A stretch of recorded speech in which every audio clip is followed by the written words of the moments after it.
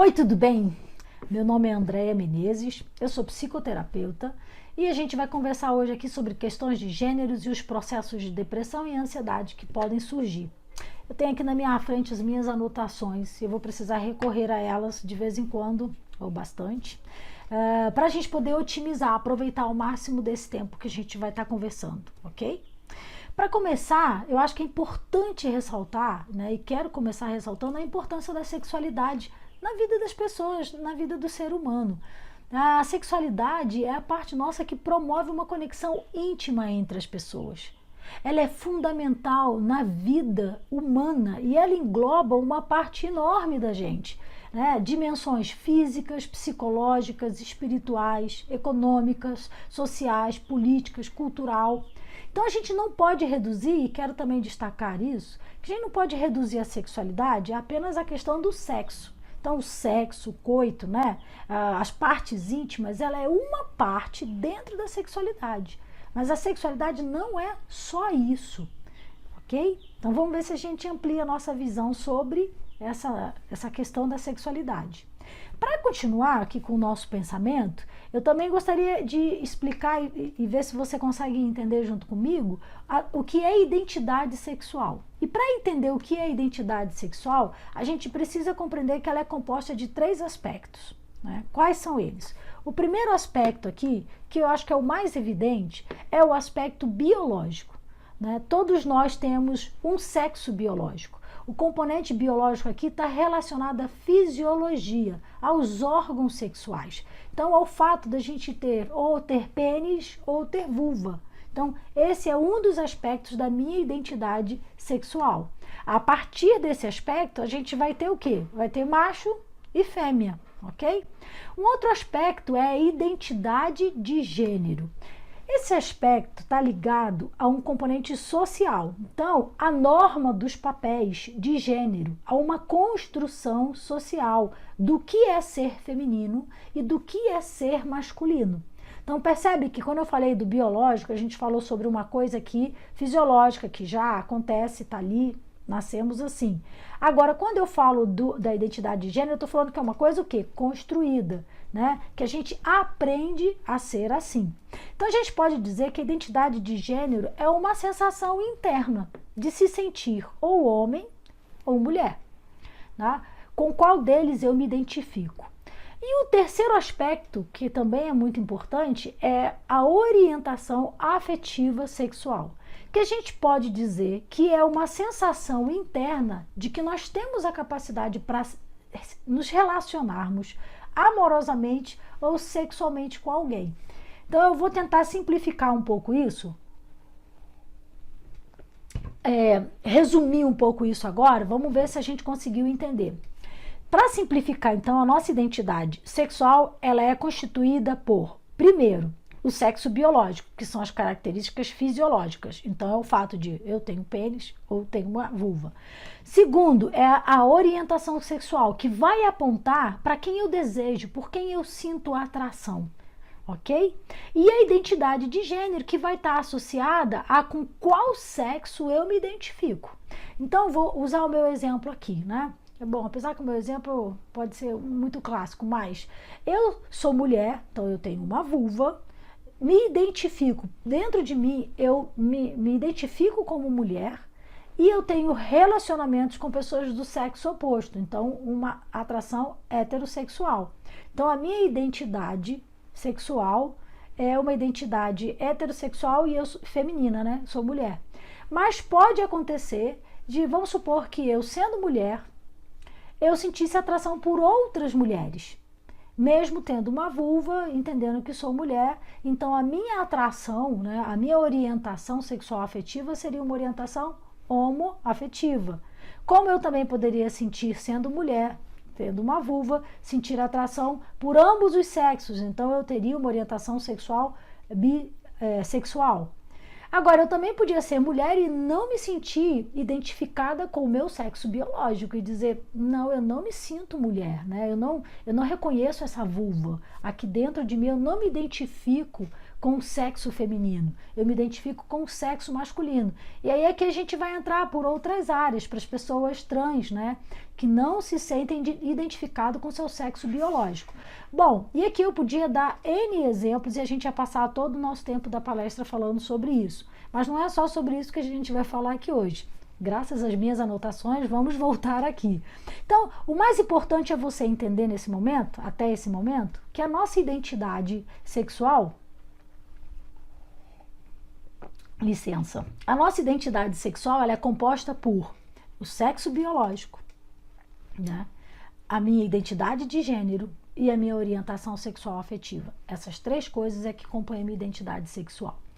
Para continuar, eu queria dizer que assim, se a gente for pensar, a sexualidade, ela, continuando falando da sexualidade, né, ela vem desabrochar, ela vem desapontar na nossa vida justamente na etapa da adolescência. O momento da adolescência, ela vai ser marcado por diversas mudanças, né, e uma delas é o desenvolvimento da maturidade sexuais, com alterações hormonais e físicas que nós vamos enfrentar.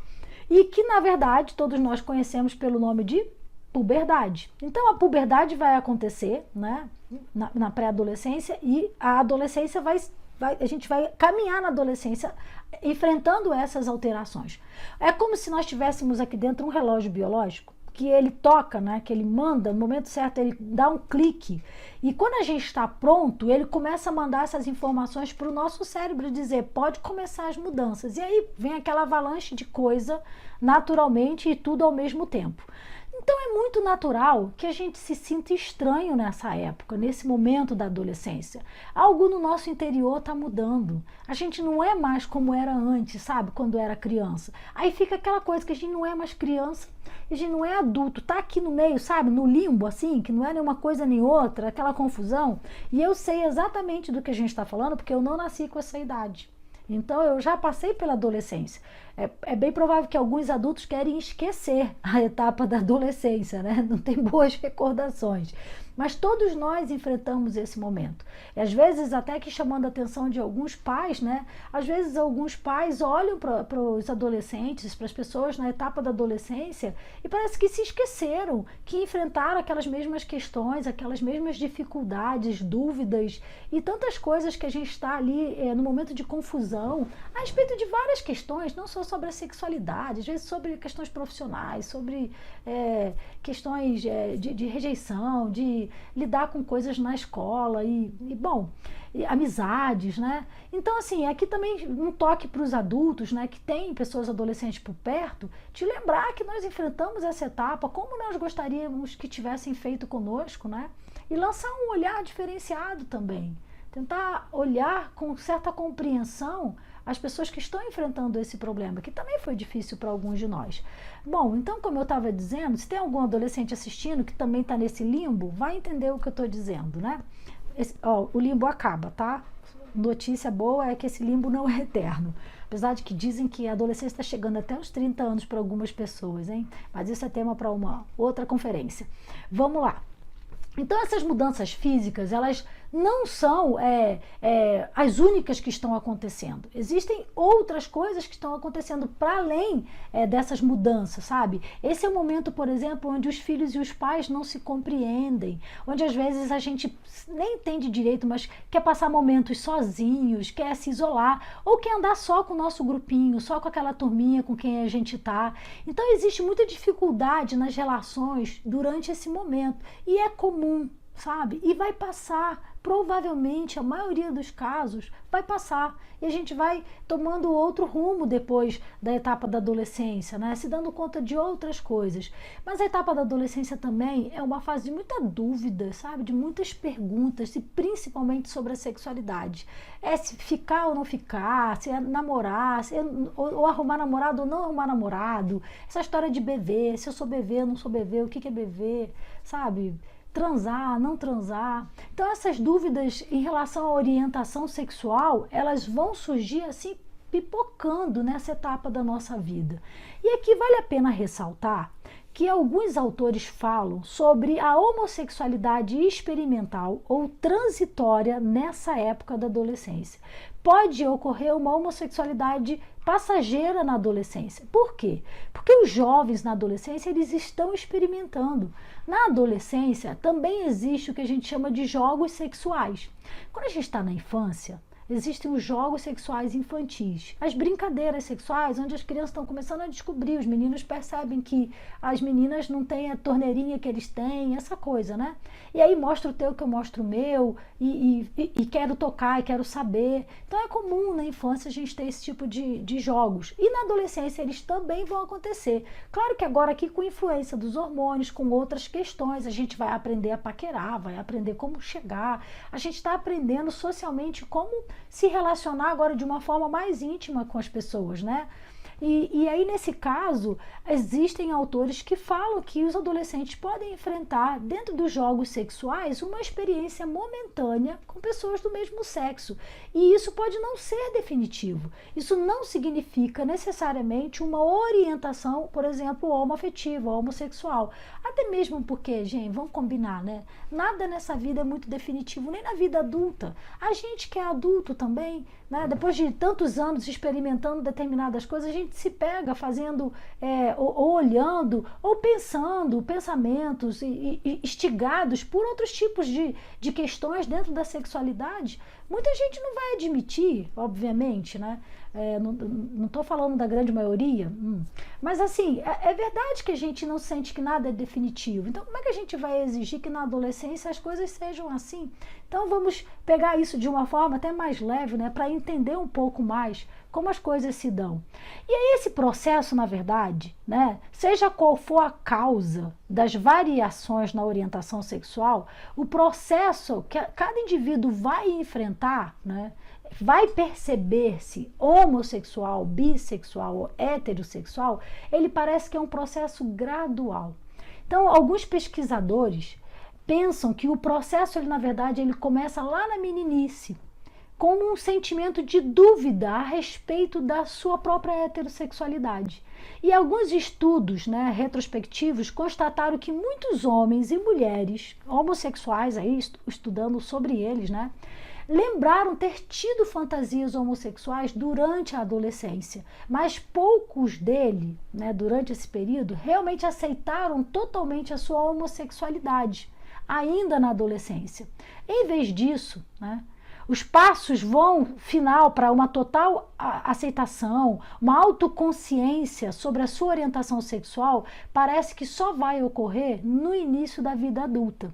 Então, segundo uma autora chamada Castanheda, ela fala que esse processo que ela chama de tomada de consciência da construção da identidade, aí no caso da identidade gay, que foi o que ela estudou, e eu me atreveria a dizer que a tomada da consciência da nossa orientação sexual, ela diz que em média, né, por exemplo, vai durar uns 15 anos.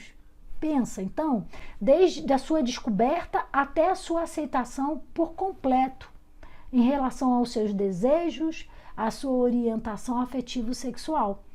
Então, se ela está falando 15 anos, ela está dizendo aqui que um adolescente que aos 13 anos começa a duvidar, começa a questionar um pouco sobre a sua orientação, só lá na vida adulta, né, bem mais lá na frente, dali a uns 15 anos, que ele vai entender isso como algo definitivo na sua própria vida.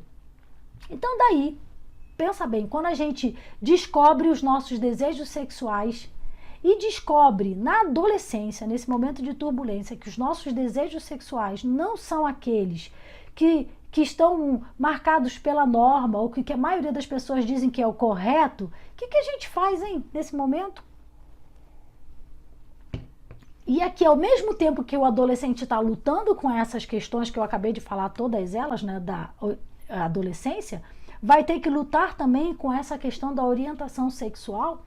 E aí é que onde entra a questão da dificuldade de lidar com essas mudanças que são percebidas durante esse tempo. Porque muitos adolescentes relatam se sentir isolados e não aceitos quando começam a perceber que a sua orientação afetivo-sexual não faz parte daquela que estão propondo, né, como normativo na nossa cultura. Então isso pode explicar porque muitos estudos mostram que há uma proporção muito alta de adolescentes homossexuais, mais homossexuais do que heterossexuais, que vêm sofrendo de depressão e tentando suicídio. E aqui eu quero ressaltar uma coisa muito importante, destacar que não é a orientação sexual ou a identidade de gênero que causa esse sofrimento nas pessoas. Na verdade, a questão da aceitação social e familiar, que é um fator impactante, forte, que pode promover esse sofrimento. O que eu estou dizendo com isso? Que a gente precisa pensar em como lidar, em como abrir, em como aceitar o que está acontecendo na vida do outro, porque isso está trazendo um forte impacto ao ponto de desejar a morte. Então, em um mundo que historicamente é heteronormativo, ou seja, onde a heterossexualidade é a referência, é a norma do comportamento, da identidade sexual, outras formas de se identificar pode causar o quê? Estranheza e preconceito. E não só vinda dos outros, aqui é uma outra questão importante, mas muitas vezes originada da própria pessoa. Ela mesma pode manifestar a partir dela uma estranheza ou uma rejeição da sua própria homossexualidade ou bissexualidade. E aí isso vai trazer ainda mais dificuldade de lidar com o tema. Aquela autora que eu falei, a Castanheda, ela aponta que a opressão homofóbica impede que jovens LGBT realizem o que ela chama de luto da heterossexualidade não alcançada. Vamos supor que está todo mundo caminhando dentro de uma única regra, uma única norma, e aí você entra nesse lugar e se sente um ponto fora da curva. Como se todo mundo fosse alcançar o objetivo de ser aquilo que toda humanidade tem que ser e você é o único que não consegue, literalmente nadando contra a corrente. Então, nesse caso, quando você se descobre no diferencial, né, descobre não igual a todo mundo, primeira coisa é o desconforto, né, e dizer, o que está acontecendo aqui, né? E a segunda coisa, talvez seja o lamento de dizer, puxa vida, eu não vou poder corresponder ao que está todo mundo esperando de mim. E é um pouco isso que ela chama de luto da heterossexualidade não alcançada. É como se todo mundo esperasse que a norma é aquela e que todo mundo tivesse que ser naquele padrão. E quando a gente não se encontra nesse padrão, que é normal, porque ser diferente é normal, né? A gente vai se sentir desconfortável de certa forma. E aí ela diz que a gente precisa fazer o luto dessa heterossexualidade não alcançada. Assim, então, esses adolescentes, eles acabam sendo forçados a se tornarem invisíveis. Para poder se sentir parte, né, desse grupo, a gente vai tentando ou vai se tornando invisível nesses espaços onde a gente vai circulando, fingindo que a gente não é aquilo que a gente é, para tentar ser aceito. E se tratando de homofobia, aqueles que decidem enfrentar esse sistema heteronormativo, geralmente eles vão ser oprimidos, rejeitados, excluídos de certo direito. Então imagina ter que enfrentar toda essa opressão na adolescência, que por si só já é conhecida como uma fase turbulenta. Então, geralmente, essa etapa vai ser marcada por muitas tensões, principalmente no meio familiar. Se uma menina, se um menino, se um filho ou uma filha se decide reconhecer como homo ou como trans. E o problema aqui não é se reconhecer como homo ou como trans. O problema aqui é que pode vir ser marcado esse momento por muitas expressões de violência, de rejeição e de crítica na família. E entre os grupos sociais também. Então isso movimenta muitos jovens e acaba trazendo em cima dele um conjunto de coisas como medo, sofrimento psíquico e certezas sobre a sexualidade, sobre o futuro dele. E esse sofrimento muitas vezes vão situar os jovens em dois lugares, ou da revelação, então dizer, eu sou assim, ponto, ou do ocultamento, de não contar nada para ninguém, de tentar disfarçar ao máximo o que está acontecendo. Então, diante desse quadro aqui, né, com toda essa pressão que a gente está dizendo que o adolescente vai sofrer tão certo na vida, né, tão cedo na vida, você vai começar a notar, ou pode começar a notar algumas características nesse adolescente ou na sua própria vida, se é você que está enfrentando isso. Por exemplo, uma tristeza profunda, uma ansiosidade, uma angústia, talvez desânimos, querendo se isolar, sentindo certo pessimismo em relação ao seu futuro, com sentimentos de culpa, pensamentos negativos, alguma dificuldade para se concentrar, dificuldade para tomar decisões, dificuldade para fazer alguma tarefa que antes para você era tranquilo e agora começa a ser difícil, ou ainda coisas mais sérias que são pensamentos ou comportamentos suicidas, pensamentos em fazer dano, e se cortar, por exemplo, né? Então eu não estou aqui dizendo que você tem depressão, tá? Mas apenas eu quero ressaltar que todos os sentimentos que eu acabei de citar agora são muito comuns em pessoas que estão enfrentando um processo depressivo. Então agora você tem um pouquinho mais de informação sobre esse processo de desenvolvimento da sexualidade e você vai poder também, talvez com isso, né, ter um pouco mais de clareza sobre o que você possa estar enfrentando a respeito disso. Se não faz sentido para você, tudo bem. Mas se para você faz sentido e você tem percebido esses sintomas na sua vida e nunca fez uma relação com como você anda enfrentando as questões do aparecimento da sua sexualidade, da sua orientação sexual nesse momento, seria interessante, então, pensar só para fazer um link entre essas duas coisas. Porque se fizer sentido, eu gostaria de te dar algumas sugestões. Primeiro, fica atento a esses sinais de perigo, a essas práticas de riscos, né, que você se coloca, isolamento, abuso de substância, sabe? Se você está tentando se fazer dano, está tendo pensamento suicida, o que isso pode ter a ver com esse momento também que você está enfrentando em relação à sua escolha, em relação à orientação sexual, em relação ao seu período da adolescência? Talvez eu esteja falando com pessoas mais adultas, né? E que nunca pensaram que aquele momento da adolescência pode ter marcado tanto a sua vida a respeito de como você se sente hoje, de todo esse desânimo, essas sensações ruins, de tristeza. Outra coisa que eu queria sugerir é que se você percebeu que há um link entre essas duas coisas na sua vida hoje, que seria interessante você conversar com um especialista sobre isso, sabe? Chama e aqui especialista eu estou falando um psicólogo, um terapeuta. Eu sei que é importante ter amigos, é importante ter alguém de confiança que a gente possa conversar. É importante, se você é adolescente, é legal ter um amigo, se você é um adulto, mas às vezes aquelas pessoas estão em situações parecidas com a nossa, ou elas realmente não sabem como ajudar, elas não conseguem ver para além do que o senso comum. Então, quando eu estou falando de conversar com alguém, eu estou falando de conversar com alguém que vai ajudar você a trazer um sentido para o que você está vivenciando agora. E o especialista, ele pode ser essa pessoa na sua vida. Então, se você é adolescente, talvez seja o momento de conversar com os seus responsáveis.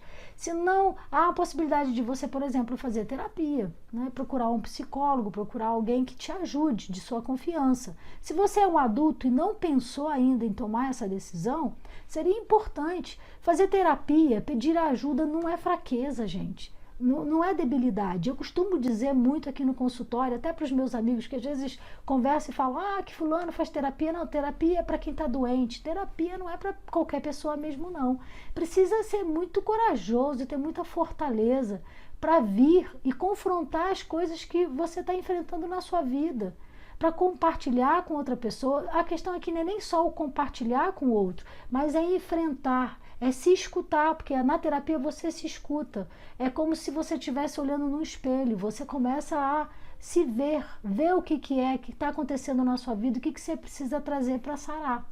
Então, pedir ajuda não é fraqueza. Na maioria das vezes, as pessoas que sofrem até o ponto final são aquelas que não pediram ajuda, que não puderam abrir a boca, que não compartilharam com alguém próximo ou com um especialista. Então, eu quero te animar a que você faça esse movimento, né? Que você se anime a procurar alguém que possa te acompanhar nesse momento. E também gostaria de destacar que é importante não tomar nenhuma decisão precipitada. Tenha um pouco de paciência, eu imagino que a gente deve ouvir muito isso na vida, né? Mas não toma nenhuma decisão precipitada. Se você é adolescente, se você é adulto, cuidado, porque algumas decisões podem trazer consequências ruins para o resto da nossa vida. tá certo? Então, se você se percebe com muitas coisas na cabeça, compartilha primeiro isso com alguém que possa te ajudar a ver com clareza, e aí sim você pode tomar uma decisão mais acertada, mais assertiva, para você poder superar isso que você está enfrentando. Eu quero realmente agradecer. Eu sei que esse tempo que a gente teve junto foi um tempo bem rapidinho. O tema ele é muito amplo, tem muitas coisas para a gente falar. Eu liguei a marcha aqui na quinta marcha e saí falando, correndo, para ver se dá tempo da gente aproveitar ao máximo aqui. Não pude entrar profundamente em algumas questões aqui, porque é o tempo que a gente tem, e que isso tudo traga, na verdade, uma inquietação para você, uma reflexão a respeito de superação, das etapas que você está enfrentando na sua vida e como o conhecimento e as coisas que você está ouvindo aqui podem te ajudar nesse momento e daqui por diante. Eu desejo para vocês muita superação, muita resiliência e vontade de vencer e enfrentar os problemas da vida. Fiquem bem.